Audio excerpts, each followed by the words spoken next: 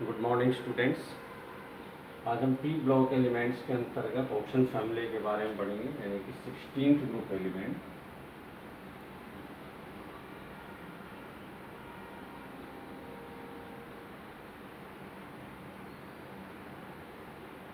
Sixteenth group elements के अंदर कौन कौन से एलिमेंट्स हैं पहले बोल लेते हैं।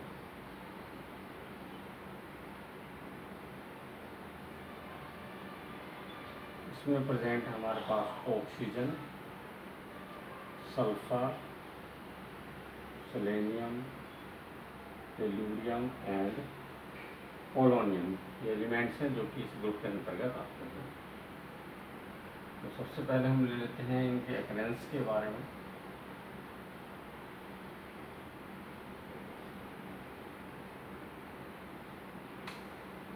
ऑक्सीजन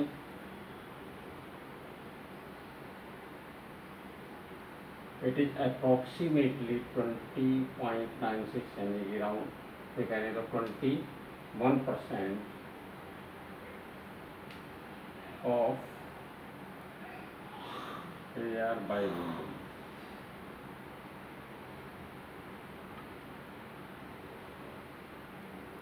अर्थ क्रस्ट के अंदर लगभग 46.6% प्रेजेंट है most abundant.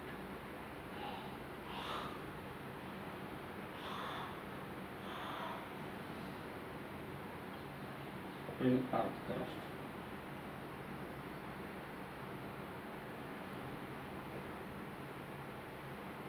and 89% of ocean water. इस प्रकार से आप देख सकते हैं कि ऑक्सीजन जो है ये मोस्ट अबेंडेंट एलिमेंट है।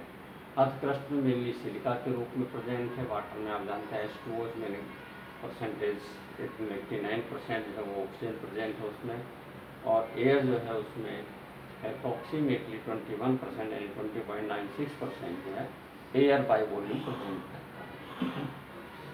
अब दूसरी बात हम करते हैं सल्फर। सल्फर अर्थ क्रस्ट में बहुत ही कम अबेंडेंट है, 0.03 to 0.1% in the earth crust.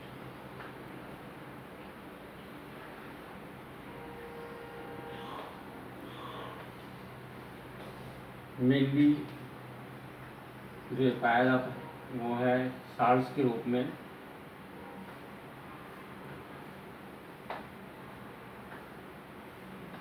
mainly found as sulfates।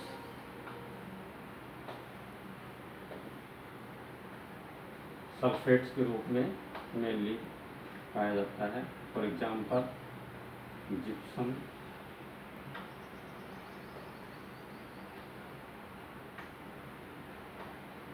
Gypsum क्या है CSO4 into H2O। Gypsum salt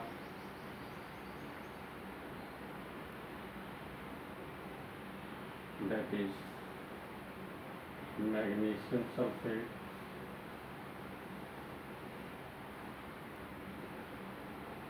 इसी प्रकार से और दूसरे बहुत से सल्फेट्स हैं जिनके रूप में पाया जाता है। ये मेन है जिनमें के रूप में ये पाया जाता है। इसके अलावा कुछ जो सल्फर है वो फ्री सल्फर मिलता है अर्थ के अंदर। some of the sulfur is also present as free sulphur, जो कि मैग्मा के ऊपर कुछ जगहों पर हमें प्राप्त होता है फ्री सल्फर के रूप में। इसके बाद बाकी जो है selenium and tellurium, they are found in the combined state normally along with sulphur, जो उनके साथ ही पाए जाते हैं as their selenides and tellurides के रूप के अंदर कंबाइंड स्टेट में पाए जाते हैं।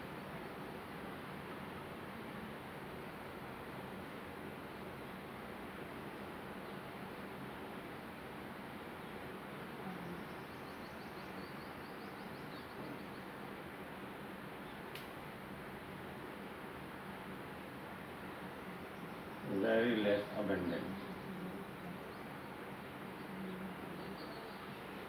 polonium is a radioactive element.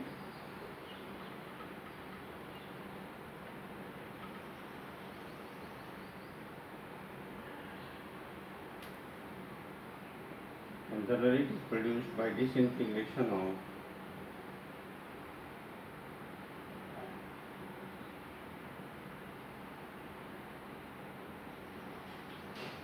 Thorium यानी यूरेनियम, इनके रेडियोएक्टिविटी के रूप में हमें प्राप्त होता है। सो this is about the abundance of P block elements. अब हम इनके बारे में दूसरी जो प्रॉपर्टीज वगैरह हैं उनके बारे में स्टडी करेंगे।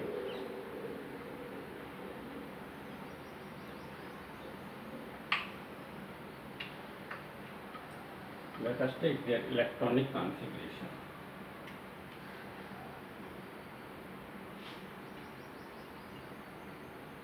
Electronic configuration.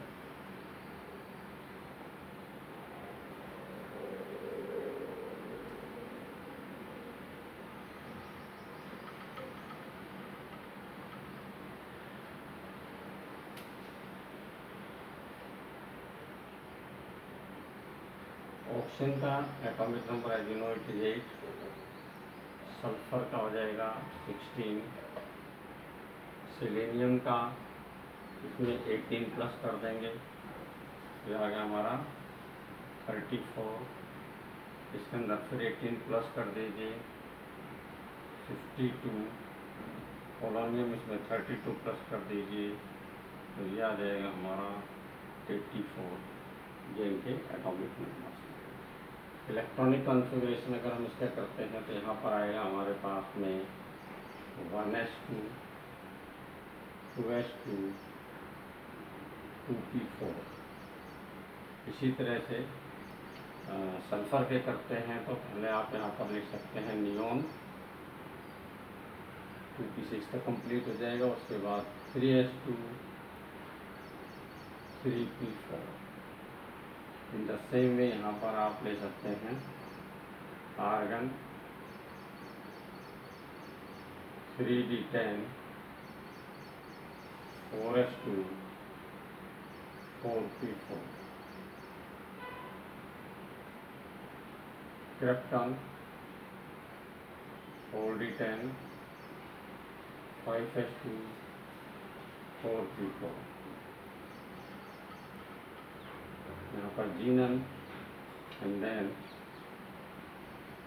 4s14,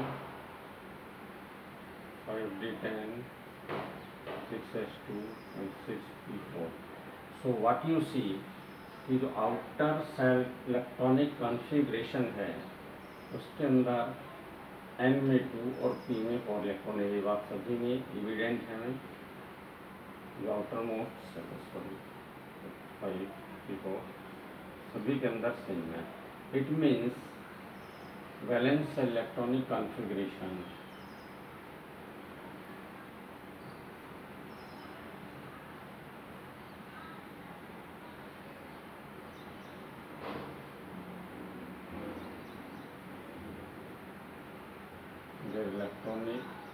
valence electronic configuration या कह सकते कि journal valence electronic configuration is NS2 NP4, ये इनका जर्नल इलेक्ट्रॉनिक कॉन्फ़िगरेशन हो गया हमारा।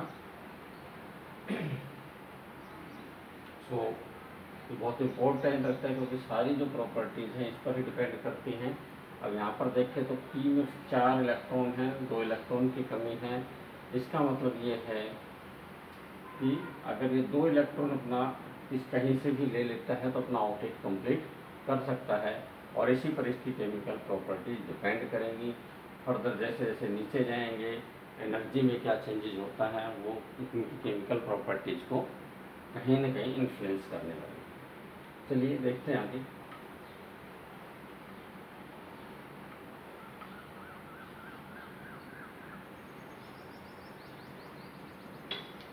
Atomic and physical properties.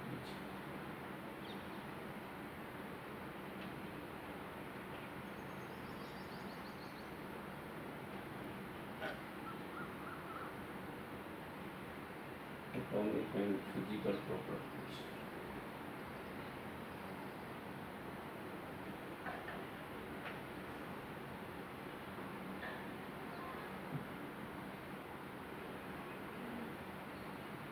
सबसे पहले हम ले लेते हैं इनका एटॉमिक साइज के बारे में।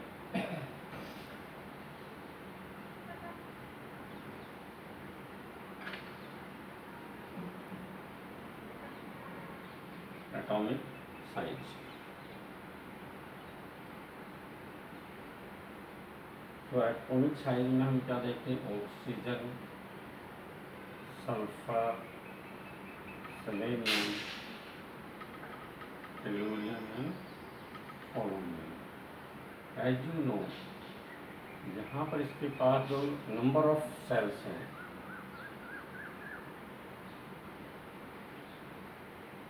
दो, यहाँ पर 3, 4, 5, 6 नंबर ऑफ सेल्स यहाँ पर इंक्रीज हो रहे हैं, 2, 3, 4, 5, 6। सो नेचुरल सी बात है कि साइज क्या होगा, इंक्रीज होगा। ये मान लीजिए न्यूक्लियस है, तो यहाँ पर केवल 2 सेल है, इसमें जब सेल बढ़ जाएंगे, 3 सेल आ जाएंगे, तो साइज ऑटोमेटिकली इंक्रीज हो जाएगा। The same way as we go down the group, atomic size increases. तो यहाँ से हमने कंक्लूजन निकाला तो कि सेल की संख्या बढ़ रही है, इसलिए एटॉमिक साइज क्या होगा, इंक्रीज होगा। Atomic size increases going from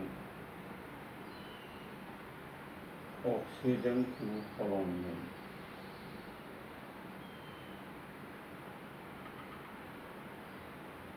oxygen to polonium. हालांकि पोलोनियम पर जब आप जाएंगे तो बहुत ज़्यादा डिफरेंस नहीं आएगा, क्योंकि यहाँ पर डी ऑर्बिटल्स जो है 3D, 4D, 5D और 4s ऑर्बिटल प्रेजेंट हैं, जिनका स्क्रीनिंग इफेक्ट बहुत पुअर होता है, इसलिए यहाँ पर आपको थोड़ा सा अंतर देखने को मिल सकता है। तो पहली चीज़ ये आ गई। दूसरी बात, अगर हम इसका ग्रुप 15 के साथ कंपैरिजन करें, तो एटॉमिक साइज एज ग्रुप 15 का मतलब है कि ग्रुप 15 फिर 16, जो है ग्रुप 15 या 16, 15 से 16 में जाएंगे, इसका मतलब आपको चलना left to right. And we know that as we move from left to right, number of shells तो सेम रहेंगे, बट न्यूक्लियर चार्ज यानी इफेक्टिव न्यूक्लियर चार्ज वो इंक्रीज होता जाएगा, देयरफॉर साइज डिक्रीजेस। सो यहाँ पर रिजल्ट क्या निकला हमारा, their atomic size is smaller than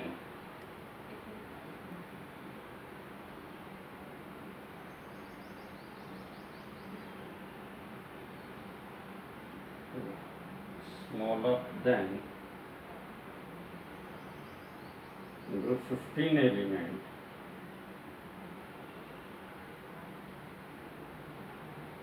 in the corresponding period।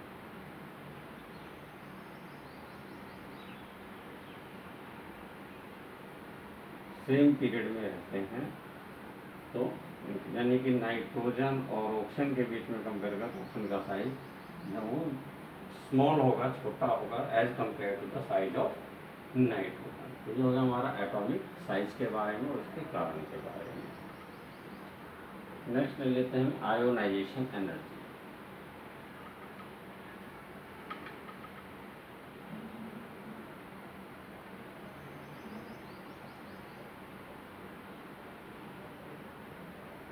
Ionisation energy,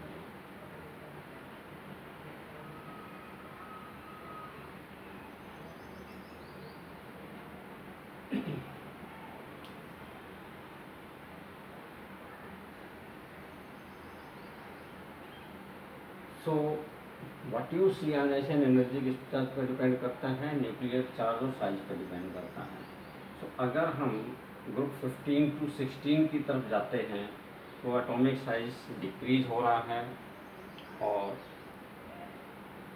जो न्यूक्लियर चार्ज है वो इंक्रीज हो रहा है। इस आधार पर देखें तो इसका जो आयोनाइजेशन एनर्जी है वो क्या होनी चाहिए, ज़्यादा होनी चाहिए बजाय कि ग्रुप 15 के, लेकिन यहाँ पर ऐसा नहीं है। तो विशेष पॉइंट यहाँ पर नोट करना है और ये स्पेशल क्वेश्चन भी बनता है। Ionisation energy of group 16 elements is less than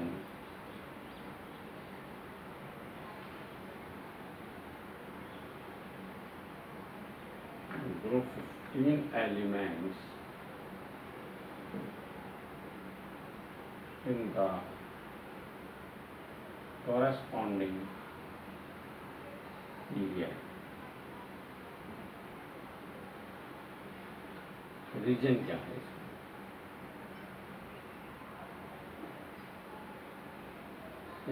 The region can be attributed to electronic configuration. Nitrogen जो है 7 इसका इलेक्ट्रॉनिक कॉन्फ़िगरेशन करते हैं।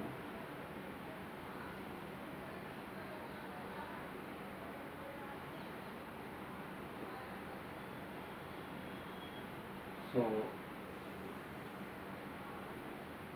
ये इसका इलेक्ट्रॉनिक कॉन्फ़िगरेशन। ऑक्सीजन का करते हैं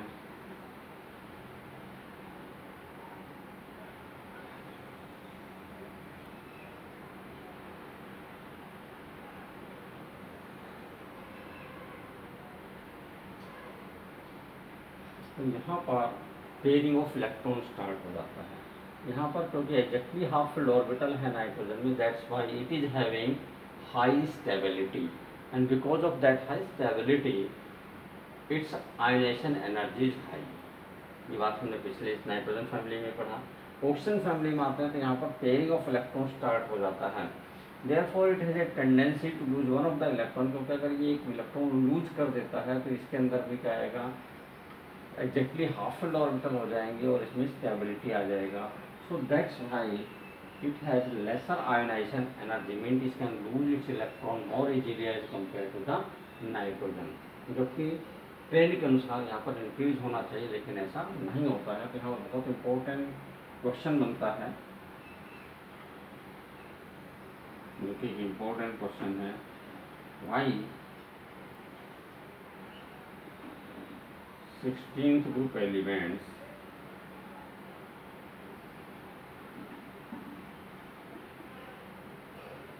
have low first ionization energy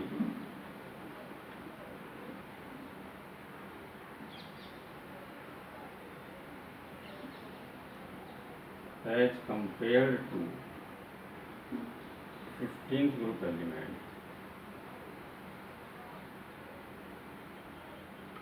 in the corresponding period.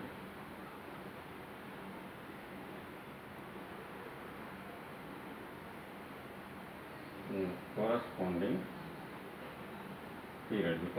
period है, उसमें ऐसा क्यों होता है, तो इसको हम आसानी से एक्सप्लेन कर सकते हैं। ये रीजन हो गया। रीजन क्या है?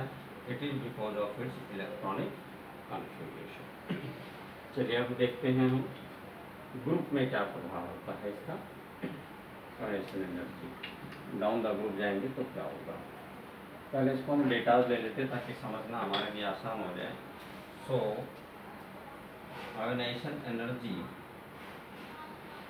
ऑक्सीजन की आयनाइजेशन एनर्जी है 1314, देन सल्फर 1000, 941, 869 and 830। ये आयनाइजेशन एनर्जी का ट्रेंड है। So you can see that ionisation energy increases. और दूसरा पॉइंट हो गया हमारा, ionisation energy decreases from oxygen to polonium regularly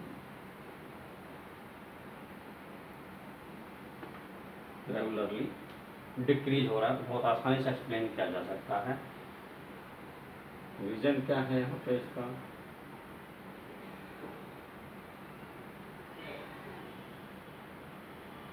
due to increase in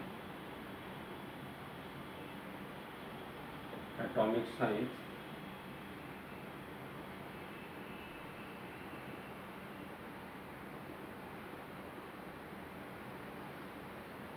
due to decrease in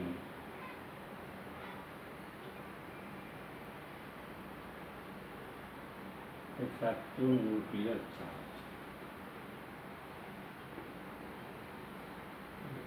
ये चीज़ें तो सामान्य रूप से हम देख रहे हैं कि यहाँ पर डिक्रीज हो रहा है, लेकिन उन जगहों पर आपको दिख रहा है कि यहाँ पर जो जितना डिक्रीज होना चाहिए, यहाँ पर डिक्रीज काफ़ी ज़्यादा हुआ, यहाँ पर कम हुआ, यहाँ पर थोड़ा फिर ज़्यादा हुआ, यहाँ पर फिर कम हो गया। तो इसका कारण क्या है कि यहाँ पर 3d ऑर्बिटल इन्वॉल्व हो जाती है, जो कि फर्स्ट टाइम अपीयर होती है डी ऑर्बिटल। जिसका स्क्रीनिंग इफेक्ट पुअर है, उसकी वजह से जो न्यूक्लियर चार्ज है उसमें बहुत ज़्यादा अंतर नहीं आता है। इफेक्टिव न्यूक्लियर चार्ज कंपेरेटिवली जितना डिक्रीज होना चाहिए उतना डिक्रीज नहीं होता है, इसलिए एनाइजेशन एनर्जी को बहुत ज़्यादा फर्क नहीं पड़ा, थोड़ा डिक्रीज होती है एनाइजेशन एनर्जी। यहाँ पर 4d है क्योंकि 3d पहले आ चुका है, तो d का इफेक्ट तो स्टार्ट हो चुका है, तो इसलिए कोई बहुत ज़्यादा अंतर नहीं है। लेकिन जब यहाँ पर आते हैं तो इसके अंदर 4f भी आ गया, ठीक है इसमें। तो यहाँ पर 4f के आने की वजह से नतीजा क्या होता है कि जो स्क्रीन इफेक्ट है 4f का और भी ज़्यादा पुअर है, इसलिए आना इफेक्टिव न्यूक्लियर चार्ज कंपेरेटिवली जितना डिक्रीज होना चाहिए उससे कम डिक्रीज हुआ, और आयनाइजेशन एनर्जी का डिफरेंस भी उतना ही कम हो जाता है यहाँ पर। So this is about the ionisation energy, इसको हम आसानी से समझ सकते हैं। तो जनरल ट्रेंड जो आपको ध्यान में रखना है वो है डिक्रीजिंग ऑर्डर में है, और ग्रुप 15 और 16 के बीच में क्या कंपेरिजन है वो हमें ध्यान में रखना है।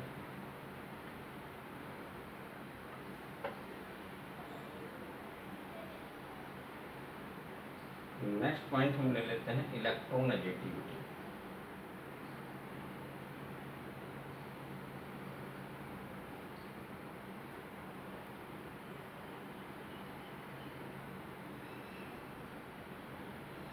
इलेक्ट्रोनेगेटिविटी इसकी वैल्यूज ले लेते हैं ताकि समझना आसान हो।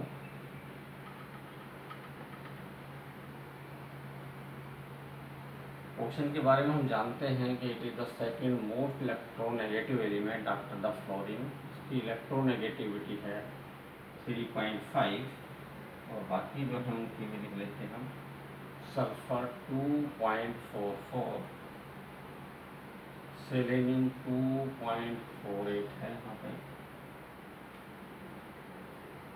2.01 है, और पोलोनियम की 1.76 है। So this is the trend of electronegativity. So in general हम क्या देख रहे हैं कि इलेक्ट्रोनेगेटिविटी क्या हो रही है, डिक्रीज हो रही है।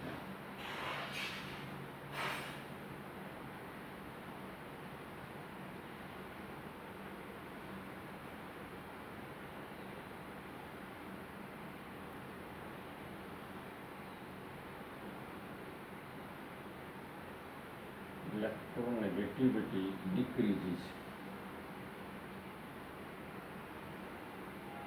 from oxygen to polonium। In journal है ये। Oxygen is second most electronegative element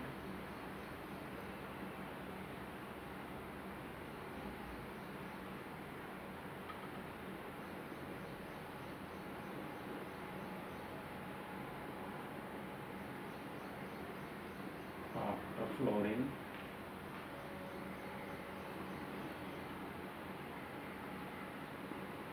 यहाँ पर आपने देखा सेलेनियम से टेलुरियम के अंदर जब जाते हैं तो इलेक्ट्रोनेगेटिविटी में थोड़ा सा डिक्रीज हो गई है, सॉरी यहाँ पे थोड़ा सा हमें इंक्रीज मिल रहा है। इसका कारण है कि यहाँ पर जो 3d ऑर्बिटल आई है इसकी वजह से यहाँ पर जो साइज के ऊपर इफेक्ट पड़ता है, इफेक्टिव न्यूक्लियर चार्ज पर फर्क पड़ता है, उसकी वजह से थोड़ा सा इंक्रीज हो गया है।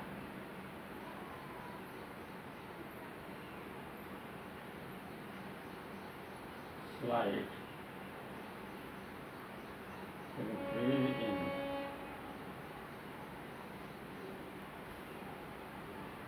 electronegativity from sulfur to selenium due to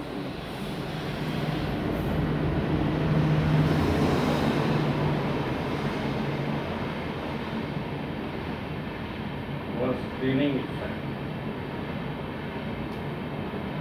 of meteor। यहाँ पर जो 3D इन्वॉल्व करके और डी ऑर्बिटल में जो इलेक्ट्रॉन गए उनके स्क्रीनिंग इफेक्ट हुआ इसलिए यहाँ पर मामूली सा इंक्रीज हो जाता है, इलेक्ट्रोन्यूक्लियर चार्ज इंक्रीज हो रहा है, उसकी वजह से ऐसा हो रहा है। तो this is about the electronegativity.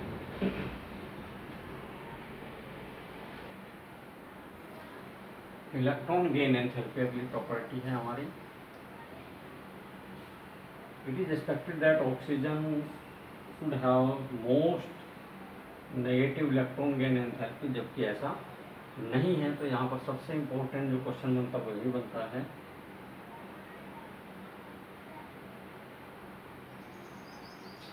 भाई oxygen has less negative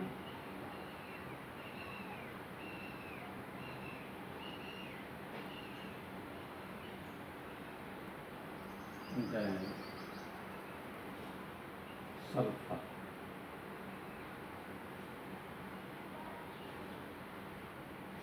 electron gain enthalpy क्या है? It is the amount of energy release when an extra electron is added in the valence shell of an isolated gases atom. तो energy चाहे release हो या gain हो, means energy change को कहते हैं।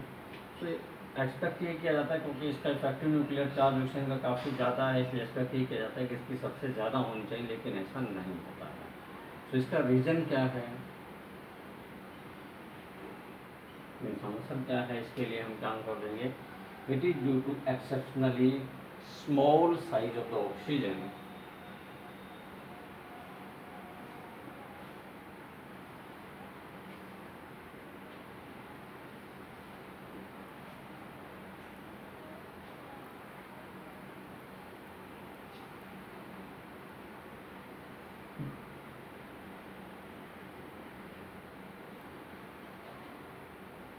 there will be very high inter-electronic repulsion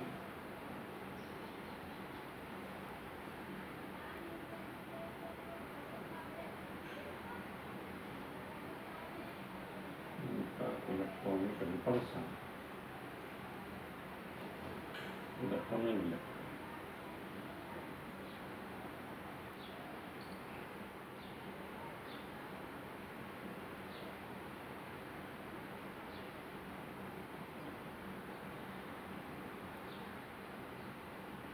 energy is required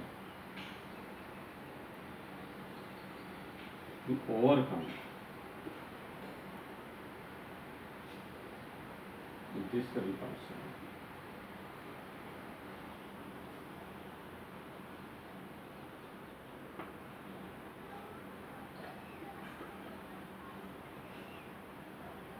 Therefore, net energy released will be less.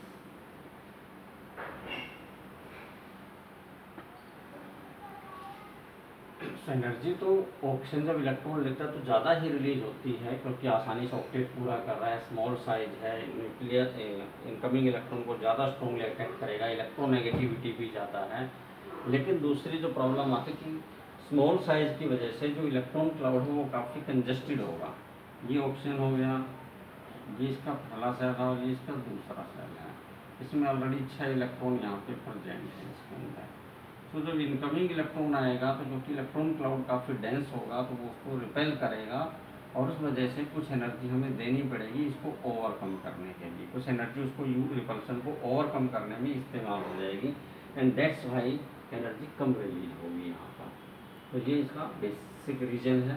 उसके बाद अगर हम करते हैं डाउन द ग्रुप चलते हैं, तो पहला ये चीज़ समझ में आ गया। सो इलेक्ट्रॉन गेन एंथैल्पी जिसको हम डेल्टा AgH के द्वारा रिप्रेजेंट करते हैं, डिक्रीजेज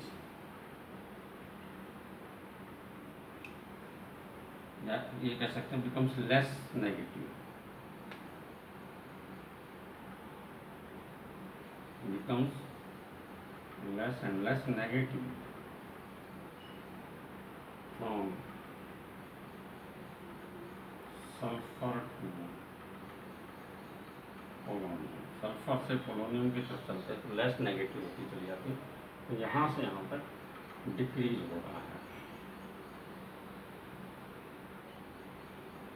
वैल्यू की टर्म में डिक्रीज है, साइन की टर्म में नेगेटिव इंक्रीज दिखाई देता है, लेकिन साइन केवल ये रिप्रेजेंट कर रहा है कि एनर्जी रिलीज हो रही है, सो वैल्यू डिक्रीज हो रही है यहाँ पे। ऑक्सीजन और सल्फर में जाते हैं तो इंक्रीज होता है, उसका रीजन हम यहाँ पर ले चुके हैं। तो this is about the electron gain enthalpy. Now let us take some of the physical properties.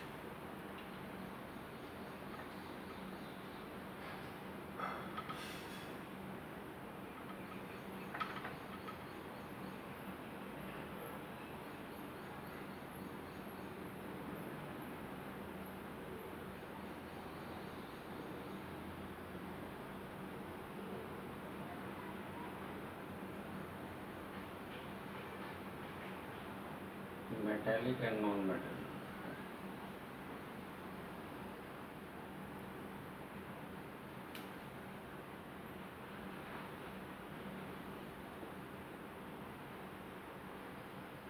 Oxygen non metal है, टिपिकल नॉन मेटल है, we know that.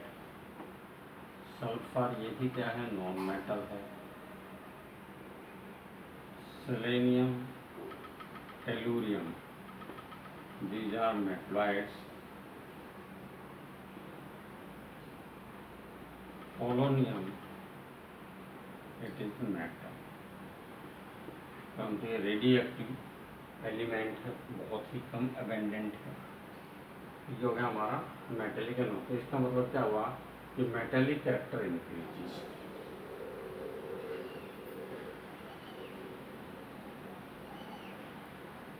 metallic character increases and non-metallic character decreases.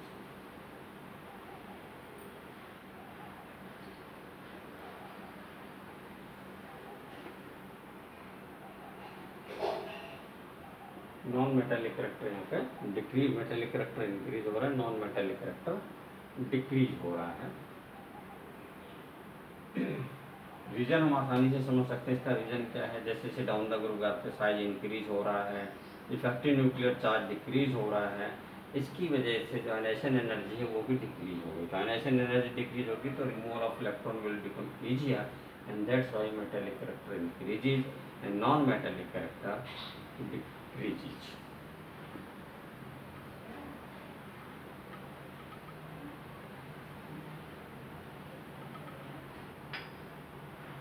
melting and boiling point.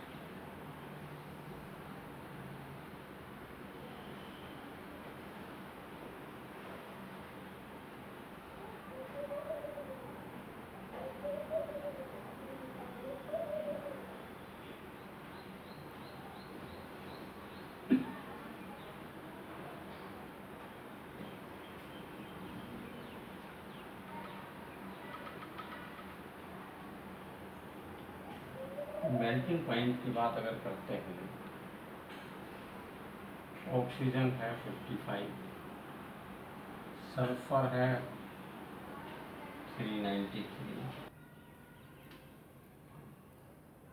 Melting boiling point में देखें तो selenium 490, tellurium 725, polonium 520 है। Boiling point 90, 718, 958, 1260 and 1235।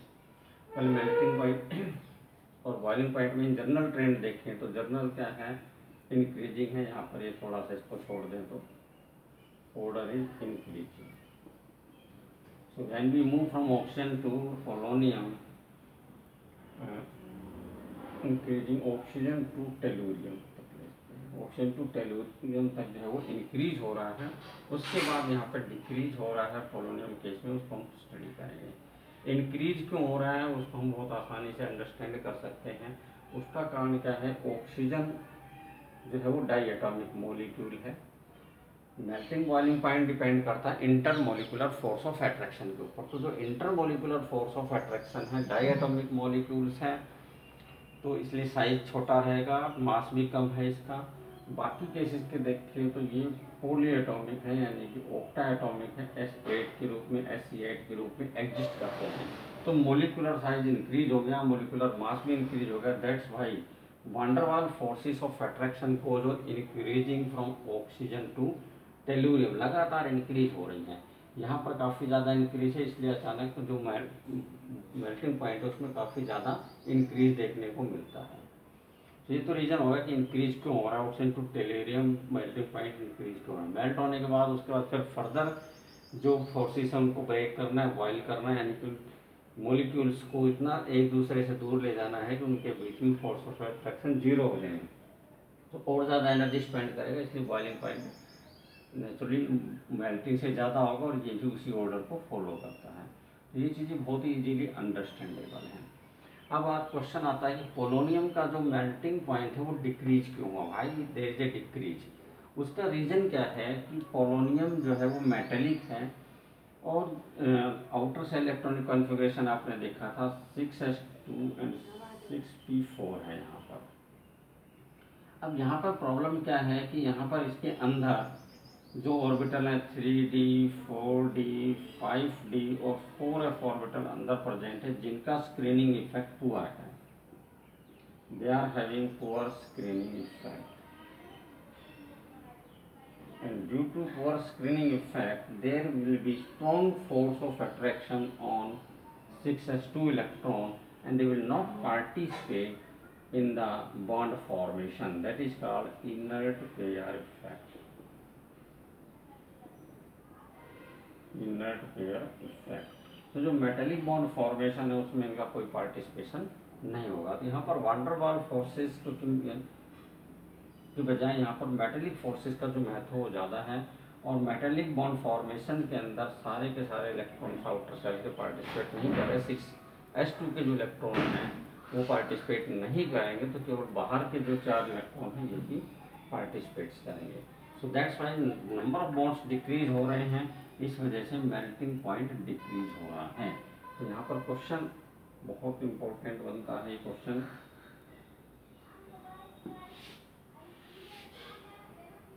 भाई polonium है low boiling point, melting point का ले लेते, चलो लो मेल्टिंग पॉइंट देन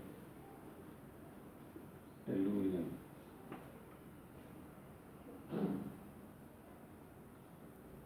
तो यहाँ पर जो रीजन वो समझ में आ गया हमें, due to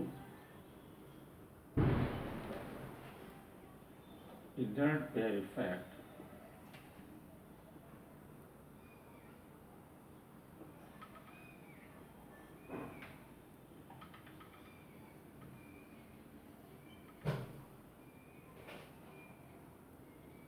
do not participate in metallic bond formation।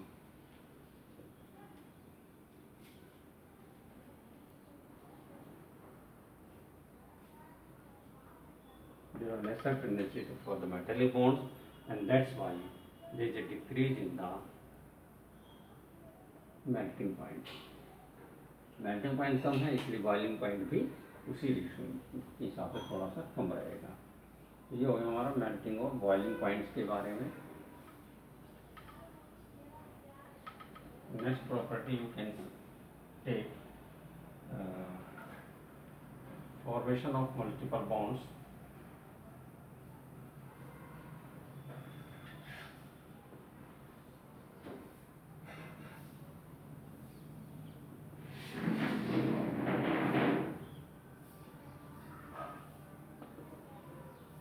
Oxygen being smaller in size it can form, oxygen जो है ये पी पाई बॉन्ड बनाता है, डी ऑर्बिटल इसमें प्रेजेंट ही नहीं है, तो इसलिए पी पाई डी पाई बन ही नहीं सकता। सल्फर के केस में पी पाई बॉन्डिंग के जो चांसेज हैं वो पुअर हो जाएगा। Can form P pi D pi multiple bonds बना सकता है। तो यहाँ पर जो मल्टीपल बॉन्ड इजीली जो मल्टीपल बॉन्ड बनेंगे, पी पाई डी पाई बनेगा तो बॉन्ड लेंथ ज़्यादा होगी, मीन बॉन्ड डिसोसिएशन एनर्जी कम होगी, that will not be strong bond. P pi bond जो है वो स्ट्रॉन्ग होता है, कंपेरेटिवली वीक रहेगा। That's why oxygen has more tendency to form multiple bonds and it exist as O double bond O, that is O2 molecule के रूप में exist करता है। So there is a lesser tendency to form multiple bond as we go from oxygen to polonium में जैसे जाते हैं multiple bond बनाने के चांसेस कम हो जाते हैं। फिजिकल स्टेट देखें तो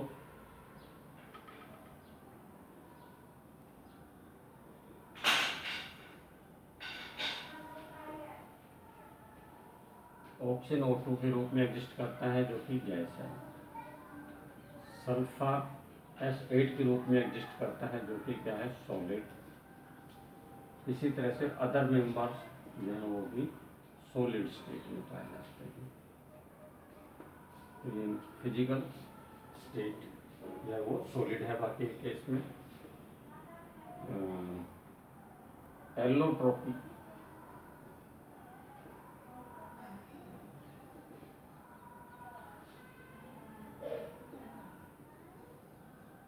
all members so allotropic, सारे के सारे मेंबर्स एलोट्रोपिक। ऑक्सीजन के केस में O2 O3 है। इसी प्रकार के सल्फर जो है इसके बहुत से एलोट्रोप बनते हैं। रोम्बिक सल्फर है, मोनोक्लिनिक सल्फर है, गैस सल्फर है। So there are many type of the, लगभग 7 टाइप के एलोट्रोपिक फॉर्म्स यहाँ पर पाई जाती है सल्फर में। इस तरह सेलेनियम टोलेरियम जो है उसके अंदर भी एलोट्रोपिक फॉर्म्स पाई जाती हैं। के बाद आता है catenation.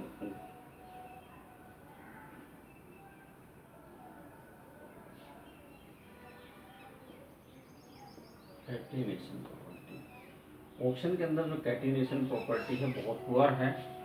It exist only in the form of O2 and O3, जहाँ पर 2 ऑक्सीजन और यहाँ पर 3 ऑक्सीजन आपस में जुड़े हुए हैं। जबकि सल्फर के केस में जो है वो